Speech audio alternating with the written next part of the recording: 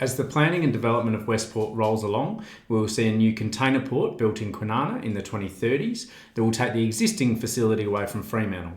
So there are numerous reasons for this, but mainly it comes down to the capacity limits of the current port and its logistics. So this monumental shift in infrastructure will leave a big hole in Fremantle, but I think it will create an even bigger opportunity to unlock some of the most valuable land in the state. The government has now endorsed their future Fremantle plan, which sets out at a very high level what will happen to Fremantle's inner harbour. In this video, I look at the scale, timeframe, infrastructure, and impact on the population and the economy of Fremantle.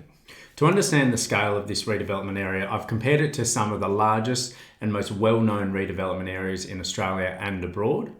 As you can see, it's the largest redevelopment area by a long way.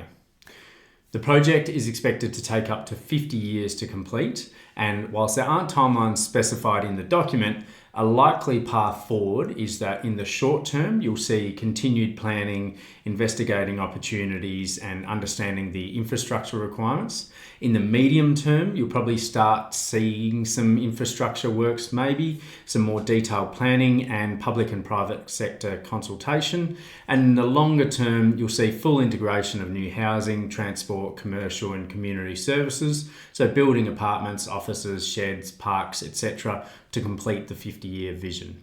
So to guess, you're likely to see the initial medium-term infrastructure work starting in the early to mid-2030s, but that's all dependent on the move of the container port. As you would imagine, there is a lot of large-scale infrastructure works that need doing to bring this to fruition. So a few ideas outlined in the documents include things such as a fixed bridge at James Street and a potential movable active transport bridge at Victoria Quay, coupled with local mid-tier transit connections to each precinct. And whilst they don't specify what mid-tier transit means, it typically means light rail, trams or rapid buses. It also means an upgraded Fremantle train station and potential relocation of the North Fremantle train station, and multiple road links from North Quay to ease traffic pressure on North Fremantle. The vision is set to welcome up to 55,000 new residents, including over 8,000 students, increasing the local population by approximately 30% over the next decade. So for reference, the city of Perth currently has a population of around 33,000. This would then call for 20,000 new households, with 2,400 of these specifically designated as affordable, ensuring a diverse and inclusive community. The plan is projected to create 45,000 new jobs coming from a diverse range of industries, including marine, tourism, office, education and retail.